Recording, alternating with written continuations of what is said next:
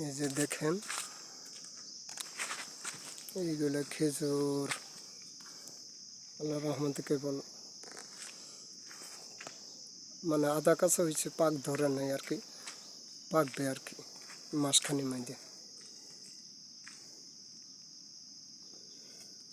দেখছেন কত বড় বড় খেজুর, এর থেকেও অনেক বড় বড় আছে। যেগুলা সুস্বাদু ওইগুলা ওরা খায়, আর বাকিগুলা উট গরু ছাগল এইগুলাই খায়। দেখছেন এই তো বাগান, বাগানের লোকেশনও দিলাম এবং কি পাহাড়েরও লোকেশন দিলাম, যেটা ভালো লাগে সিস্টেম কইরা।